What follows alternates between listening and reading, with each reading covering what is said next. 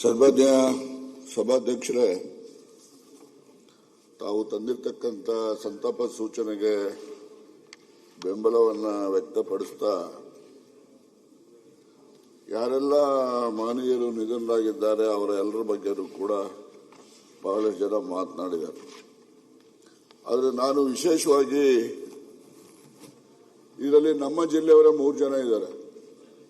ವೀರಣ್ಣವರು ಇದ್ದಾರೆ, ವೆಂಕಟಪ್ಪ ಇದ್ದಾರೆ, ನಮ್ಮ ರಾಮಚಂದ್ರಗೌಡರು ಕೂಡ ನಮ್ಮ ಜಿಲ್ಲೆಯವರೇ. ಅವರು ಕುಣಿಗಲ್ನಿಂದ ಬಂದಂಥವರು. ಬೆಂಗಳೂರಿನಲ್ಲಿ ಅವರ ರಾಜಕಾರಣ ಅದೆಲ್ಲ ಮಾಡಿರ್ಬೋದು.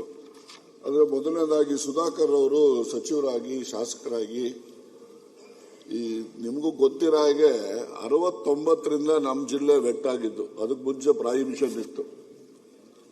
ಯಾವಾಗ ನಮ್ಮಲ್ಲಿ ಪ್ರಾಹಿಬಿಷನ್ ಅನ್ನ ತೆಗೆದ್ರು ಆಗ ಇವರ ಚಿಕ್ಕಪ್ಪ ಜಯಣ್ಣವರು ಇವ್ರನ್ನೆಲ್ಲ ಕರ್ಕೊಂಡ್ಬಂದು ನಮ್ಮ ತುಮಕೂರಿನಲ್ಲೇ ಅವರು ಬಿಸ್ನೆಸ್ ಅನ್ನ ಸ್ಟಾರ್ಟ್ ಮಾಡಿದಂಥದ್ದು. ಆಗ ನಾವೆಲ್ಲ ಹತ್ರದಲ್ಲಿ ನಾವೆಲ್ಲ ಕಾಲೇಜಲ್ಲಿ ಸ್ಟೂಡೆಂಟ್ ಲೀಡರ್ಸ್ ಇದ್ದೋ. ನಾವು ಆಗದಿದ್ದನು ಕೂಡ ಅವರ ಚಿಕ್ಕಪ್ಪ ಜಯಣ್ಣವರು ಅವರು ಶಾಸಕರಾಗಿ ಚಳ್ಳಕೆರೆಯಿಂದ ಬಂದಂಥವ್ರು.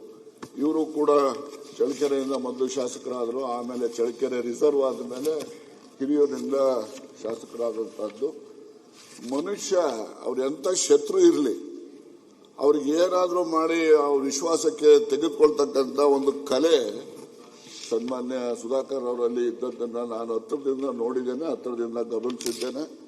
ಅವರು ಜಿಲ್ಲಾ ಬ್ಯಾಂಕಿನ ನಿರ್ದೇಶಕರಾಗಿ ಚಿತ್ರದುರ್ಗದಲ್ಲಿ ಆಯ್ಕೆಯಾದಂಥ ಸಂದರ್ಭ, ಅಧ್ಯಕ್ಷ ಆದಂಥ ಸಂದರ್ಭ, ಮತ್ತು ಅಪೆಕ್ಸ್ ಬ್ಯಾಂಕ್ನಲ್ಲೂ ನನ್ನ ಜೊತೆಯಲ್ಲಿ 20 ವರ್ಷದಿಂದ ನಿರ್ದೇಶಕರಾಗಿ ಅವರು ಇದ್ದಂಥದ್ದು. ಇವೆಲ್ಲವನ್ನು ಕೂಡ ನೆನೆಸ್ಕೊಂಡಾಗ ಯಾರೋ ನಮ್ಮ ಕುಟುಂಬದಲ್ಲೇ ಒಬ್ಬರು ನಾವು ಇವತ್ತು ಕಳ್ಕೊಂಡಿದ್ದೇವೆ ಅಂತಕ್ಕಂಥ ಭಾವನೆ ನನ್ನಲ್ಲಿ ಬರ್ತದೆ ಅಂತಕ್ಕಂಥದ್ದನ್ನು ಹೇಳಲಿಕ್ಕೆ ಬಯಸ್ತಾ, ಹಾಗೆಯೇ ವೀರಣ್ಣವರು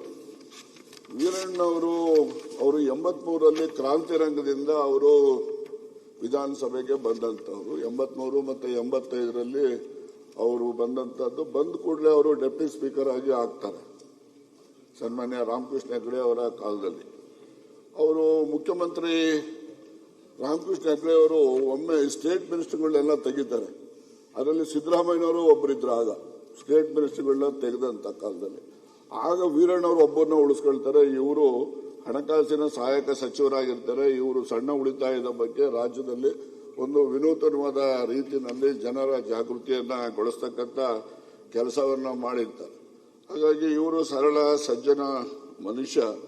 ಕೆಲವೊಮ್ಮೆ ಸಿಡುಕ್ತನ ಇದ್ದಂಥದ್ದು ಇದ್ದೇ ಇತ್ತವ್ರಿಗೆ. ಆ ಸಿಡುಕುತನ ಇಲ್ಲದೆ ಇದ್ರೆ ಅವ್ರನ್ನ ಇದುವರೆಗೆ ಯಾರು ಯಾವ ಎಲೆಕ್ಷನ್ನಲ್ಲೂ ಸೋಲ್ಸಕ್ಕಾಗ್ತಿರ್ಲಿಲ್ಲ, ಮತ್ತೆ ಅಧಿಕಾರನೂ ಕೂಡ ಅವ್ರಿಗೆ ಹೋಗ್ತಾ ಇರಲಿಲ್ಲ.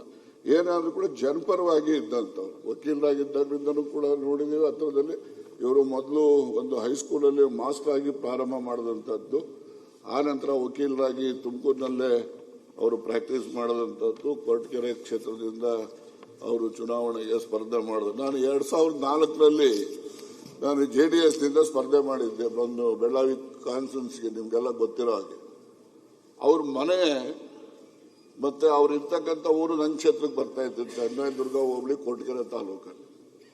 ಆ ಮನುಷ್ಯ ನಮ್ಮ ಹತ್ರ ಬೇರೆ ಎಲ್ಲಾ ರೀತಿಯಲ್ಲೂ ವಿಶ್ವಾಸ ಇದ್ರೂ ಕೂಡ, ನೀನು ಆ ಪಾರ್ಟಿಗೆ ಹೋಗಿ ಸೇರ್ಕೊಂಡ್ಬಿಟ್ಟಿದ್ಯಾ, ನನ್ನನ್ನು ಕೇಳಬೇಡ, ನಾನು ಓಟು ಕೊಡೋದಿಲ್ಲ, ಕೊಡ್ಸೋದು ಇಲ್ಲ ಅಂತೇಳಿ ವಿರೋಧ ಮಾಡಿದೆ. ಹಾಗೆ ಒಂದೇನಾದ್ರೂ ಮನಸ್ಸಿನಲ್ಲಿ ಒಂದು ತೀರ್ಮಾನ ತೆಗೆದುಕೊಂಡ್ಬಿಟ್ರೆ ಅದನ್ನ ಯಾವುದೇ ಕಾರಣಕ್ಕೂ ಕೂಡ ಅದನ್ನ ಬದಲಾಯಿಸಲಿಕ್ಕೆ ಆಗದೆ ಇರತಕ್ಕಂಥ ವ್ಯಕ್ತಿತ್ವವನ್ನ ಉಳ್ಳಂತದ್ದು ಸನ್ಮಾನ್ಯ ವೀರಣ್ಣವರು ಅಂತಕ್ಕಂಥದ್ದು ನಾವು ಸ್ಮರಿಸೋಣ.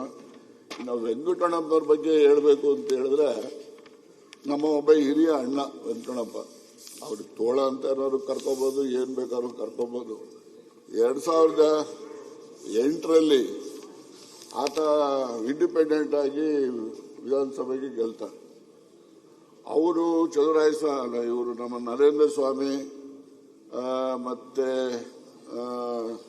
4 ಜನ ಸುಧಾಕರ್, ಇವರು 4 ಜನ ಇಲ್ಲದೆ ಇದ್ರೆ ಬಿಜೆಪಿ ಸರ್ಕಾರನೇ ಬರ್ತಿರ್ಲಿಲ್ಲ ಆಗ.